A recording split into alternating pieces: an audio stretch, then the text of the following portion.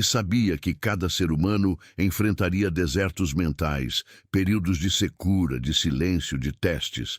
O deserto de Jesus não foi físico apenas, foi também interior.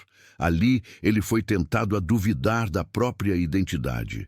O inimigo dizia: se és o Filho de Deus, prova. Mas Jesus não precisou provar nada. Ele sabia quem era. E é aí que está o segredo. Quem sabe quem é, não precisa reagir a tudo.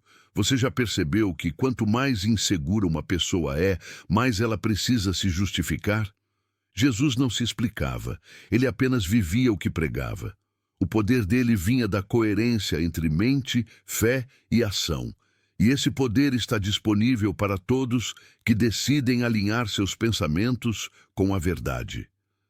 Quando você começa a pensar como Cristo, o mundo perde poder sobre você. As críticas não te afetam, o passado não te define, as circunstâncias não te limitam, porque o foco deixa de ser o que acontece e passa a ser o que você se torna através do que acontece. É essa consciência que transforma o sofrimento em aprendizado, a perda em lapidação e o silêncio em força.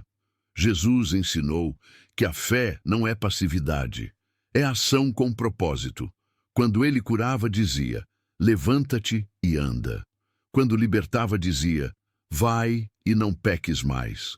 Ele sempre devolvia o poder à pessoa, porque sabia que o milagre não depende da circunstância, depende da decisão mental de acreditar. Quantas vezes ele perguntou: crês que eu posso fazer isto?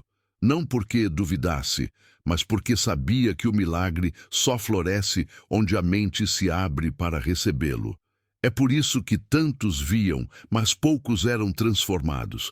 Porque o poder não está na presença física de Jesus, mas na consciência de quem ele é e de quem você é nele.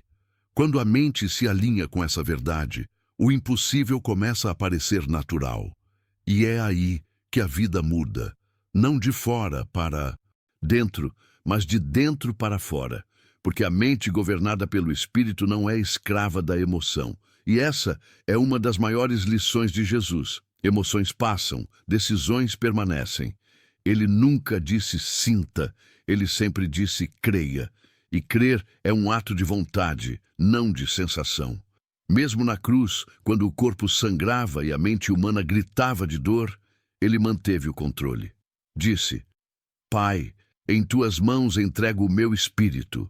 Isso é domínio total da mente e do coração. Mesmo morrendo, ele estava em paz. Mesmo sendo ferido, ele perdoava. Mesmo sendo humilhado, ele amava. Esse é o nível mais alto de poder mental e espiritual que existe. O poder de permanecer centrado quando tudo ao redor tenta te desestabilizar. O poder de continuar acreditando mesmo quando o céu parece em silêncio. O poder de se calar quando o mundo grita injustiça. Porque, no fim, a vitória não está em quem fala mais alto, mas em quem permanece fiel até o fim. E talvez seja isso que Deus está pedindo de você agora. Persistência, coragem para continuar crendo quando tudo parece perdido. A fé de quem não precisa ver para saber que vai acontecer. Jesus sabia que a mente é o ponto de contato entre o humano e o divino. Quando ela é purificada, a vida inteira muda de direção. Ele dizia: bem-aventurados os puros de coração, porque verão a Deus. E o coração puro é o reflexo da mente limpa. Uma mente cheia de mágoa não consegue ouvir Deus. Uma mente cheia de culpa não enxerga o perdão. Uma mente cheia de medo não sente a presença. Por isso, o primeiro milagre que precisa acontecer é o da renovação mental. A transformação começa quando você entende que não está aqui para repetir padrões, mas para quebrá-los. Não está aqui para sobreviver, mas para manifestar o reino. E esse reino começa com um pensamento de fé, de coragem, de recomeço. Quando Jesus disse tudo é possível ao que crê, ele estava nos convidando a pensar diferente. A mente de Cristo não se limita ao visível, ela enxerga propósito até no sofrimento. Quando os discípulos o viram sendo crucificado, pensaram que era o fim, mas na mente dele era apenas o começo. O que parecia derrota era vitória disfarçada. O que parecia silêncio era o maior grito de amor da história. Essa é a diferença entre a mente humana e a mente divina. A primeira se desespera, a segunda compreende. A primeira vê dor, a segunda vê propósito. A primeira vê fim, a segunda vê recomeço.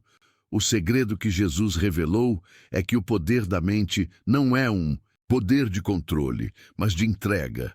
É escolher confiar quando nada faz sentido. É descansar sabendo que Deus sabe o que faz. É deixar que a fé conduza quando a razão não entende. E talvez agora, neste exato momento, você esteja lutando contra algo que parece impossível. Pode ser uma perda, uma doença, uma dúvida, uma solidão profunda. E a sua mente tem gritado, tentando entender o porquê. Mas Jesus te diz hoje: acalma-te. O mar ainda obedece à voz de quem confia. Acredite, o mesmo poder que acalmou tempestades habita dentro de você. O mesmo Espírito que ressuscitou Cristo dos mortos vive em você. O mesmo domínio que manteve Jesus firme diante da cruz pode te manter firme agora. A mente é a ponte entre o céu e a terra. Quando você pensa como Cristo, age como Cristo. E quando age como Cristo, vive milagres como Cristo viveu. Mas o primeiro passo é o mesmo que ele deu: silêncio. Antes de multiplicar pães, ele orava. Antes de ressuscitar Lázaro, ele agradecia. Antes de enfrentar a cruz, ele se recolhia. A vitória começa no invisível, na mente que escolhe confiar. E é exatamente nesse ponto que a maioria desiste, porque não vê resultado imediato. Mas o reino não opera por ansiedade, opera por fé. Jesus nunca se apressava. Ele sabia que cada coisa tem seu tempo e quem confia não precisa correr.